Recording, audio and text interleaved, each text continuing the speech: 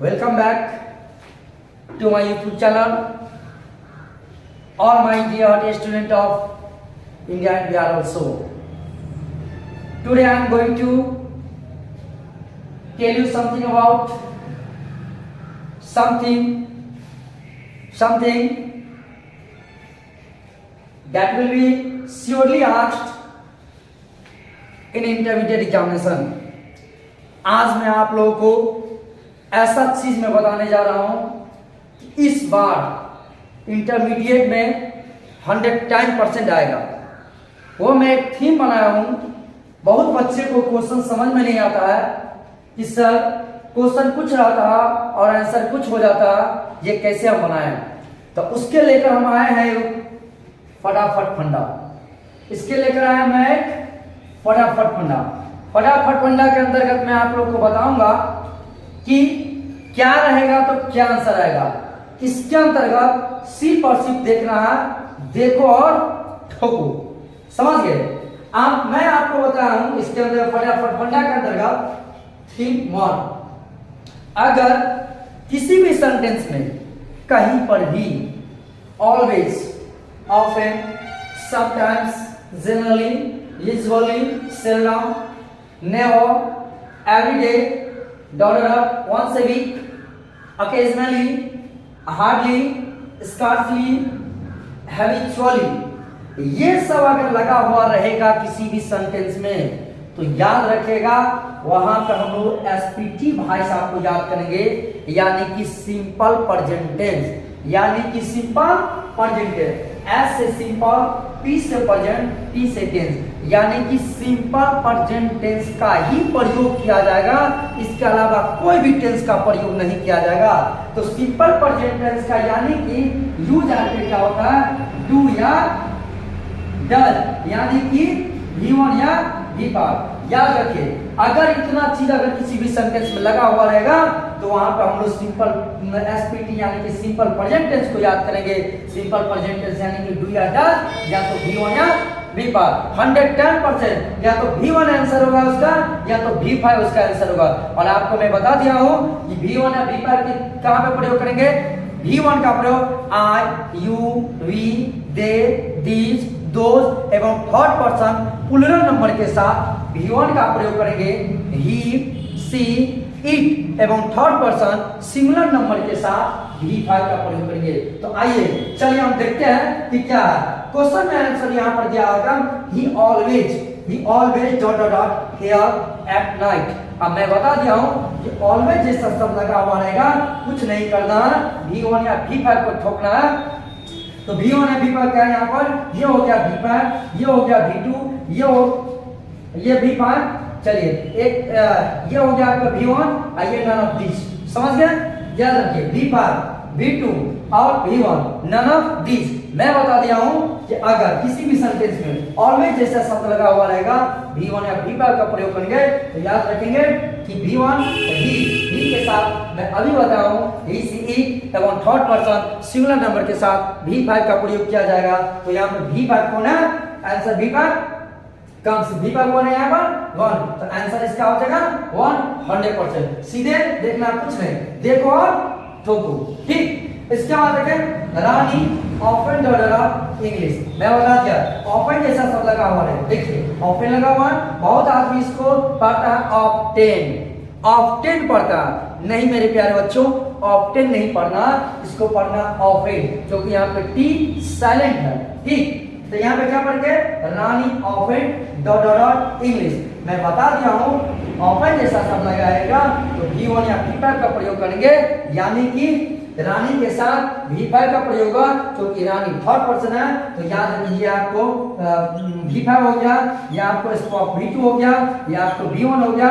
ये तो कुछ है ही नहीं, स्पीक तो कुछ होता ही नहीं है। समझिए? तो यहाँ पे हम लोग रानी के साथ किसका प्रयोग करेंगे, V5, यानी कि आंसर क्या हो जाएगा स्पीक। याद रखेंगे। इस प्रकार के अगर आप लोग पढ़ाई करते हैं, अगर 12th में अगर नहीं पढ़े अभी तक, तो अभी ही निश्चित रूप से मेरा YouTube चैनल को खोलिए और तुरंत के तुरंत अपने कॉपी पर नोट कीजिए और सारा चीज बनाए। ये अगर माइंड में आपको वर्ड रहेगा तो मैं दावे के साथ कहता हूं कि एक भी क्वेश्चन, एक भी आपका ऑब्जेक्टिव क्वेश्चन गलती नहीं होगा। ये मेरा चैलेंज है, इसीलिए आप ये सारा वर्ड को आप लोग माइंड में याद रखेंगे और ये वर्ड कहीं भी नजर आ जाएगा तो V1 और V पार्ट को देख लेना। यानी कि ये सब वर्ड देखो सेंटेंस में, ये देखो और ये ठोको, देखो और ठोको।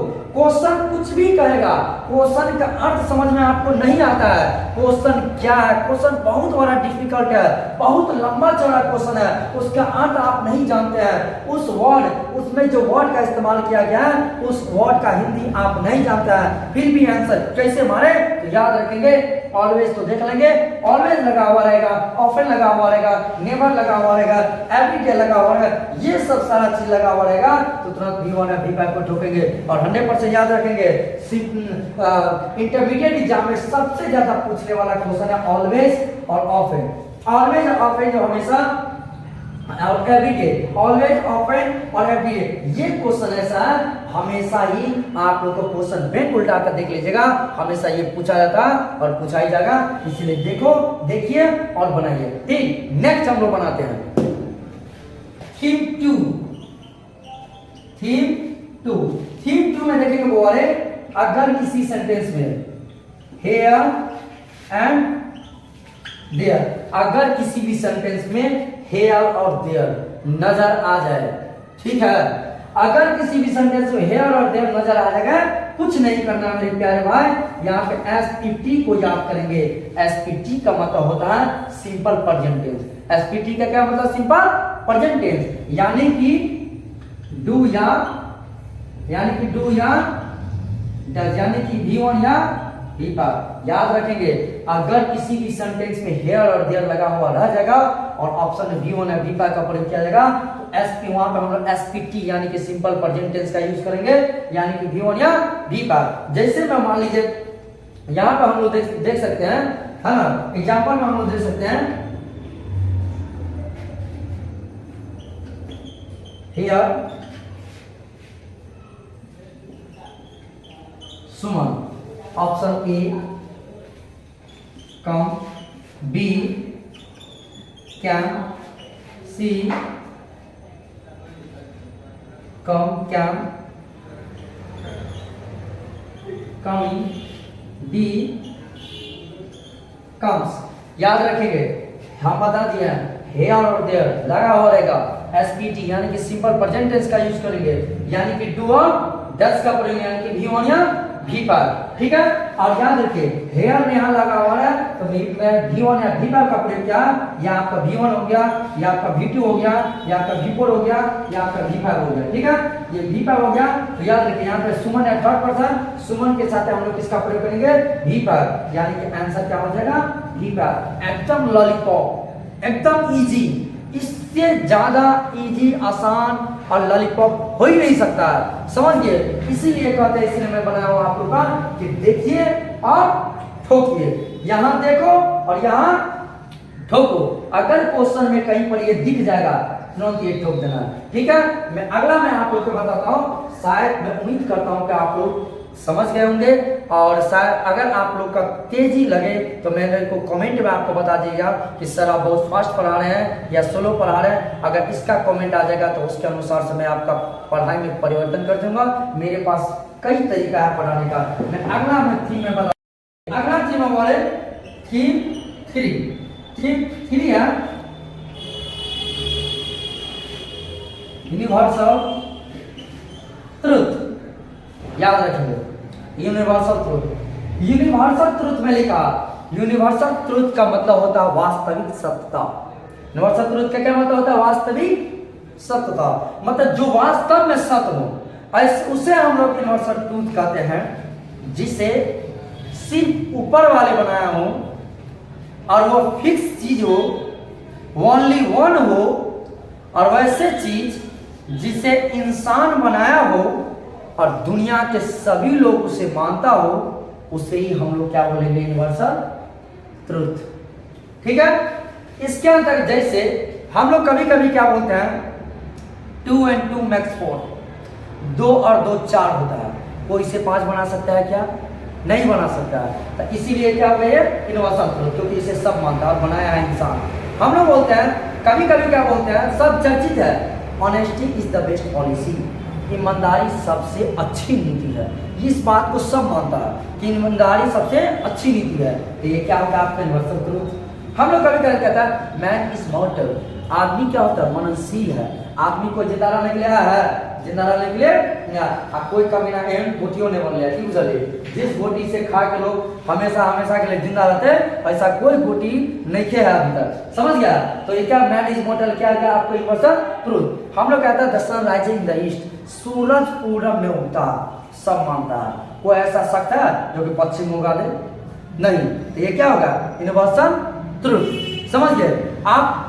तो ये सारा चीज क्या है आपका यूनिवर्सल ट्रूथ। तो जितने भी यूनिवर्सल ट्रूथ रहेगा वो अरे मतलब वास्तविक सत्यता, जिसे सिर्फ ऊपर वाला बनाया हूँ और नीचे वाला बनाया हूँ और सब उससे मानता हूँ, उसे हम लोग यूनिवर्सल ट्रूथ कहते हैं। और यूनिवर्सल ट्रूथ में जो हम लोग करते हैं उसमें भी हम लोग एसपीटी यानी कि सिंपल प्रेजेंट टेंस का ही प्रयोग किया जाएगा 110%। और उसके बाद यानी कि डू या डज यानी कि वीवन या वीपा। और याद रखें इसका नहीं के बराबर यूज होता है, यानी कि यूज होता है इसका नहीं के बराबर और वी1 या वी5 का 100% यूज होता है। और अगर यूनिवर्सल ट्रूथ में नाउन और प्रनाउन रहे, नाउन और प्रनाउन अगर रहे तो 100% वहां पे भराएगा ओनली इज। ओनली इज हम लोग भरेंगे, क्यों? क्योंकि यूनिवर्सल ट्रूथ कभी पास्ट में नहीं होता है, कभी फ्यूचर में होता है, जब होता है तो प्रेजेंट में होता है। अब प्रेजेंट ओनली के इज भरना हम लोग को। क्यों यूज भरना है? क्योंकि ये प्लूरल होता ही नहीं है, वो सिंगुलर होता है, ओनली सिंगल होता है। अब हम लोग एग्जांपल पर चलेंगे। जैसे मान लीजिए कहते हैं 2 and 2 4। ए में ऑप्शन है मेक, बी में है मैक्स, सी में है मेट, डी में है, डी में है नन ऑफ दिस। देखिए हम आता है 2 TW 2 and 2 2 and 2 2 and 2 4 है ना।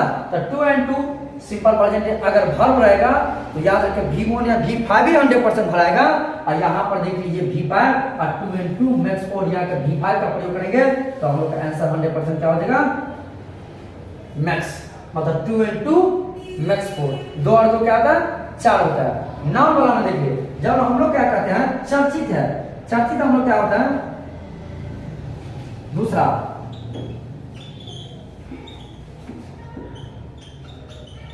मर्टर, मर्टर होता है मननशील, ठीक। Option A was, B were, C is, D am, ठीक है। अब देखिए हम पता है ये हुआ मर्टर, मतलब तो मननशील, ये क्या हुआ? नॉन प्राइजेटिव के अंतर्गत ये सारा चीज, ठीक है। अब हम लोग कहते हैं मैन डॉट डॉट मॉडल, आदमी क्या होता है? मननशील होता है, सबको पता है, ठीक है। तो हम बता दिए अगर नॉन प्रोनाउन एडजेक्टिव का अगर बोध अगर कराएगा तो हम लोग 100% किसका प्रयोग करेंगे? इसका प्रयोग करेंगे। और यहाँ पर 100% आंसर क्या हो जाएगा? इज। इसीलिए मैं बनाया हूँ शॉर्ट में। जो अभी तक इस वीडियो को अगर नहीं देखा तो जल्द से जल्द इस वीडियो को देख ले, वरना इंटरमीडिएट के 12th इंटरमीडिएट एग्जाम में आप लोग का नंबर कम आ सकता है। अगर ज्यादा नंबर आपको उठाना है तो अपने भाई को, बहन को, जो आप लोग मेरा वीडियो देख रहे हैं तो सभी को बोलिए देखने के लिए, जिससे ज्यादा नंबर उठा सकता है। इसीलिए मैं बनाया हूँ, बस देखो और ठोको, है ना। बस ऊपर देखो क्या दिया हुआ ऑप्शन में, क्वेश्चन में, और नीचे ऑप्शन में देखो और सीधे ठोको, देखो और ठोको। समझ गए बात को? तो यहाँ पर क्या है? 2 and 2 मैक्स 4, क्लियर।